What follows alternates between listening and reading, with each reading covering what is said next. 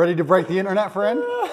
How are we going to break the internet? You said you wanted this to be impactful. What would that look like to you? That's a really good question. I think a lot of people are interested in my journey. I think a lot of people are interested in how it feels to go through what I'm going through. Yeah. I think there's a lot of people who want me to martyr myself. A lot of people are living vicariously through me. Yeah. There's a lot of people who say, yeah, Andrew, keep going. But they don't really care. They just enjoy the drama of it all. And I think I've already broken the internet, but you're a very interesting man to talk to. And with your insights, I think together, we're going to have quite a large audience. Yeah, I mean, that's a question that I have for you. Why did you want to talk to me? Because I'm a psychotherapist. You have your skepticism about psychotherapy, and yet here I am. That's true. We had a conversation before, and I've been told by many people it was my most interesting podcast ever. So I think it obviously varies from the norm in terms of the normal things I'm asked about. You have some unique insights. And I thought it'd be an interesting conversation. A lot of people are asking me especially about my mental state and those kind of things post-jail. So I thought, well, my most interesting podcast ever. People seem to be very interested in that side of me. So perhaps it can be a good conversation. Does it make you nervous that there may be things that you don't know about yourself that I'm going to try to reveal to you? I know everything about myself, my friend.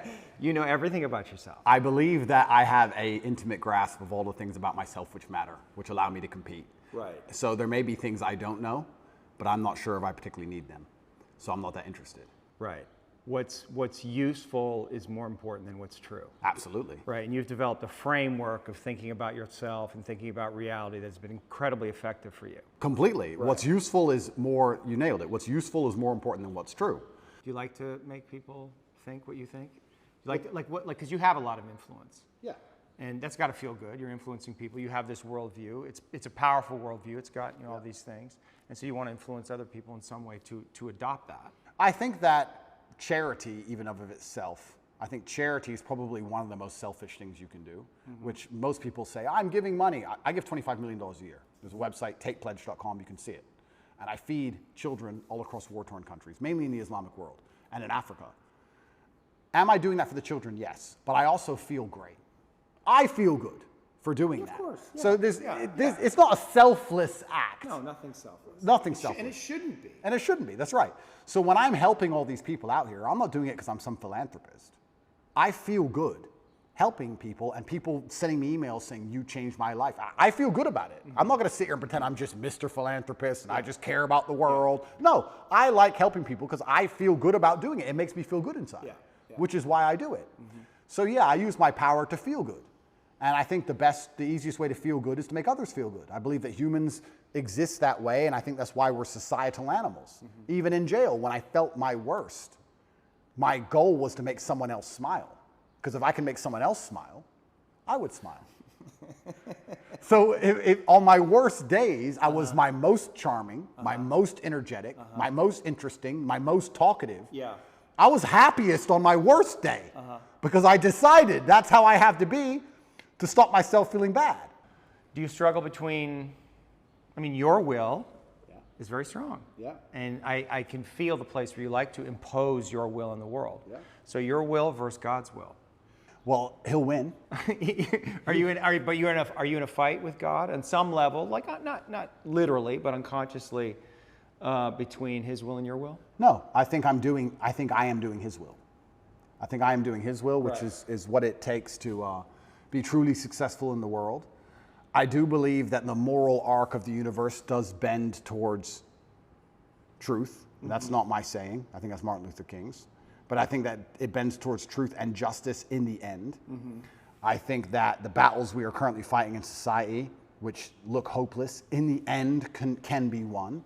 And I feel like I am doing his will by standing up and telling the truth. I think I'd have to be a complete coward of a man to end up having all of the masculine youth of a planet paying attention to every word I say, and then say, oh, but if I tell them good things, if I help them and help the world by extension, I might get in trouble. That'd make me a bitch, and that's not who I am. So I think if you give any man worth his salt that degree of power and influence and responsibility, he's going to stand up and say, okay, this is how you should live as a man, and this is how you can make the world a better place, unless he's afraid of the repercussions by the evil people, by the people who are on the other side, who are genuinely evil and satanic, who are out to destroy good and truth. And I'm not a coward. I've never seen myself as a coward. And in fact, we don't talk about vulnerability. The number one thing I could never exist as is a coward. I think that's, you want to talk about my biggest fear, it would be knowing I'm a coward. How are you making sense of what's happening to you? Is it God's will? Is it a co-creation? In some way, did you co-create this? Oh, no. Or are you just like a victim of the Matrix? No, I'm not a victim. So absolutely everything is, I believe. In some way you're a victim. Completely, but I believe in self-accountability. Sure. I could have prevented this. Well, how did you co-create this? If let's presuppose you did. I created this by being monumentally successful. Are you taking on the full responsibility that you have given all of the gifts that you've been given by God? Yeah. Is there any place where you're not taking on responsibility for that? No. I think I take care of absolutely everybody I love in every single way. I think anybody who's ever needed me, I've been there for them if they've deserved it. I think anybody who listens to my message is becoming a better person overall. I genuinely believe I'm fixing and helping society. I don't know what else more I'm supposed to do. I mean, to a degree, I've almost martyred myself. What else more can I do? My options at this point are either to continue to help people and explain to men why I became so successful, which is all I'm basically doing. I'm saying you're a man and you're upset and you want to be X. I'm telling you how I became what I wanted to be. This is what I did. My general consensus is that I don't think I can change or affect the world to the point where pain and suffering and bad things are not going to happen. So isn't it best if I just enjoy all of that? Doesn't that make me as powerful as possible if I say, oh yeah, okay, this is going to suck, good. I mean, I do it when I fight. Yesterday I was fighting, right? We were doing 12 rounds and all of us were destroyed. And the more he hurt me, the more I wanted to hurt him back.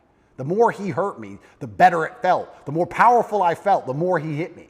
Because then it's my turn, right? So if I can't stop him from punching me, and I'll do my best, but if I can't, then surely you should learn to enjoy it, right?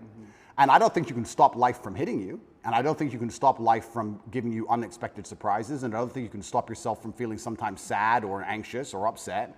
So I think the best mindset you could adopt is finding that engaging and exciting. I'm not going to lie to you. Although I am facing very serious charges, and although they are trying to destroy my life, and although I cannot sleep the same, and although they're out to get me, and although I've suffered, part of me is excited. Part of me is like, okay. Why? Because it's a war. But you said you were excited about it, so maybe there's some way you actually wanted this. I didn't want this. In fact, I had conversations with Tristan for a long time, and I kept saying Icarus to him. When I would decline, certain podcasts, I would decline meeting certain famous people, I would decline talking about politics, I would decline things, and I would keep saying Icarus. And he would say, why are you doing this? And I just reply Icarus. Because I knew if I got too big that they were going to come for me. I knew that. So I tried to balance it, and I felt like I did a pretty good job, but unfortunately I got it a little bit wrong. My fault. I got it wrong. I put myself here. But I also don't believe that there's any light without dark. It's yin and yang for a reason. I don't think that I can just become the most Googled man on the planet and become monumentally successful and make hundreds of millions of dollars and nothing bad's going to come from it. I think that would be hubris. I wasn't looking for it, but I was never... Did you attract it in some way? Well, if you are a force for good, then the evil is going to attack you, isn't it? And I do genuinely believe this is the battle of good versus evil in the world today. I believe that truth is always going to be on the side of good. I am religious. I believe the things I say most people knew were true only 10 to 15 years ago. I don't think they're radical ideas. And I think that there is an evil force in the world which is extremely deceptive. And they are out to try and silence me. Not because what I say is wrong. It's in fact because what I say is right. I believe the reason I have so much influence and the reason so many young boys listen to me and pay attention to me is because I say things that are true, that they know intrinsically, evolutionarily, inside of their bones as true, that I say things which work. People often wonder why my fan base is so feverish, why my fan base is so dedicated. Well, if they listen to me, it's the first time they ever feel good. The first time they ever train hard and start to feel better physically and they start to feel better mentally and they adopt my mental model and now they're not stressed or depressed anymore. And then they may start to make some money and they go, you know what, I started listening to Tate a year ago. I'm in the best shape financially, the best shape physically, the best shape mentally. Tate's the man. So they're hyper dedicated to me. And yeah, I mean, there's going to be a negative to that. I want to make something clear. I've been brutally aware of the fact that all of this might blow up in my face for a very long time.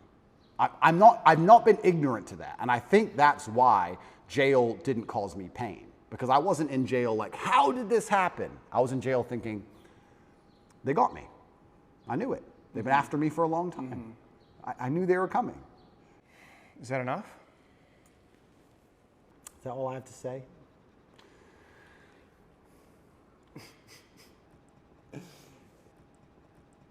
It's been good fun. Yeah. And I feel like I've learned some things.